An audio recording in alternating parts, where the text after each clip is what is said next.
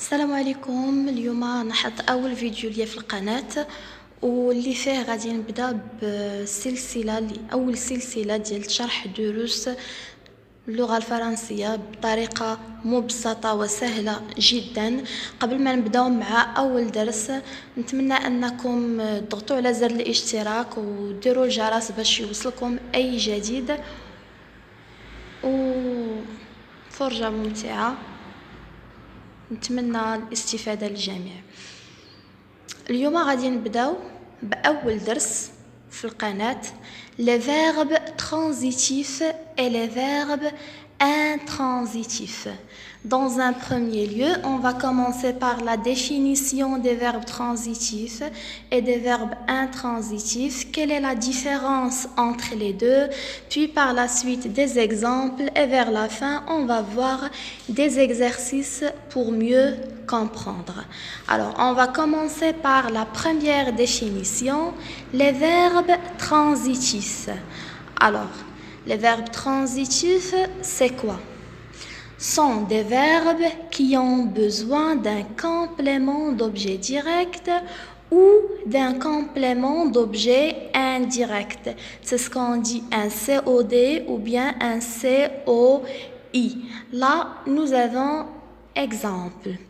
Ahmed écrit une lettre. Alors, dans cette phrase, nous avons le verbe écrire. C'est un verbe qui est transitif. Et on va dire transitif direct. Pourquoi? Parce qu'il nécessite un complément d'objet direct. Ahmed écrit quoi? Écrit une lettre. Alors, une lettre, c'est un complément d'objet direct. On ne peut pas dire Ahmed écrit point. C'est une phrase qui est incomplète. Alors, il n'a pas de sens. C'est pour cette raison que le verbe écrire, c'est un verbe qui est transitif, c'est-à-dire il a besoin d'un complément d'objet direct. Ahmed écrit quoi? Ahmed écrit une lettre. La même chose dans la deuxième phrase. Alors, nous avons Ali parle à son ami. Ali parle à qui? Parle à son ami. Alors, le verbe parler, il nécessite un complément d'objet. Et là, puisqu'on va poser la question Ahmed parle à qui? Alors, c'est-à-dire, il nécessite un complément d'objet indirect. Et là, on va dire que le verbe parler, c'est un verbe transitif indirect. C'est-à-dire, il a besoin d'un complément d'objet indirect. Ça concernant la première définition. Par la suite, on va voir une leçon juste ce qui concerne les verbes transitifs. Alors, la deuxième définition, c'est notre leçon d'aujourd'hui, les verbes intransitifs. C'est quoi le verbe intransitif? Alors, c'est le contraire des verbes transitifs, c'est-à-dire ils sont des verbes qui n'ont pas besoin d'un complément d'objet ni direct ni indirect. C'est-à-dire on peut employer un verbe tout seul sans utiliser avec lui ni un complément d'objet direct ni un complément d'objet indirect. Pour mieux comprendre, on va voir les exemples suivants. La première phrase. Il paraît toujours jeune. Il paraît toujours jeune. Dans cette phrase, nous avons le verbe paraître. C'est un verbe sans complément d'objet. C'est-à-dire, il est un verbe transitif. Il est transitif. Et là, le verbe paraître, c'est un verbe d'état. C'est-à-dire, il exprime un état. Il n'exprime pas une action. Alors, il paraît toujours jeune. Le verbe paraître, c'est un verbe intransitif, c'est un verbe d'état, il exprime là un état, c'est-à-dire il n'exprime pas une action.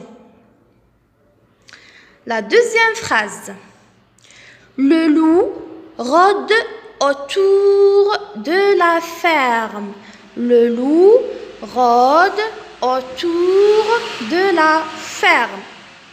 Nous avons le verbe rôder, c'est un verbe toujours sans complément, c'est-à-dire c'est un verbe qui est intransitif, il exprime un mouvement. Il exprime un mouvement.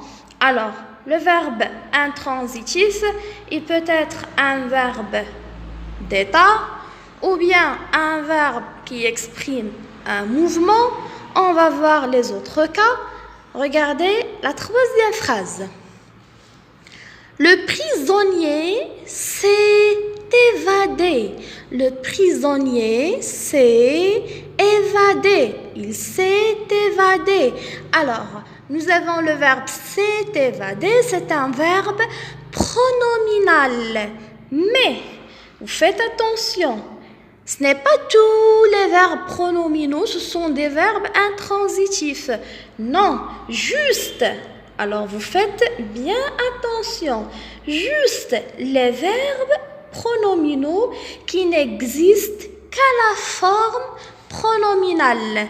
C'est-à-dire, on ne peut pas trouver un verbe évader. Non, c'est un verbe qui est pronominal. C'est évader. S'évader. Alors, là, nous avons le verbe s'évader. Toujours, c'est un verbe sans complément. Il est un verbe intransitif. Et comme nous avons déjà dit, c'est un verbe pronominal qui n'existe qu'à la forme pronominale. La dernière phrase, nous avons le chat miaule dans la cuisine. Et là, nous avons le verbe miauler. Le chat miaule ou dans la cuisine. Alors, c'est un verbe qui est sans complément d'objet. Et on peut dire que ce verbe-là, c'est un verbe intransitif. Qu'est-ce que ça veut dire miauler? C'est le cri du chat. Alors là, qu'est-ce qu'il désigne? Le verbe qui désigne un cri d'animal. Alors là, nous avons vu 4 cas des verbes intransitifs. On va résumer cela. Les verbes intransitifs peuvent être des verbes d'état, c'est-à-dire qui n'expriment pas une action, ou bien des verbes qui expriment un mouvement, des verbes pronominaux qui n'existent qu'à la forme pronominale, ou bien des verbes qui désignent les cris d'animaux. Et cela, on va les résumer dans le tableau suivant. Alors là, j'ai donné les verbes les plus utilisés dans chaque définition ou bien chaque exemple. Les verbes intransitifs sont, alors ce ne sont pas juste ceux-là que j'ai mentionnés dans le tableau, il y en a plusieurs, mais là, il y a les verbes les plus utilisés. Regardez les exemples des verbes dans les verbes d'état. Le verbe être, paraître, sembler, devenir, rester, demeurer, avoir l'air. Alors cela, ce sont des verbes. On peut aussi ajouter, donner l'impression, passer pour, etc. Ce sont des verbes d'état. Deuxième case, les verbes exprimant un mouvement.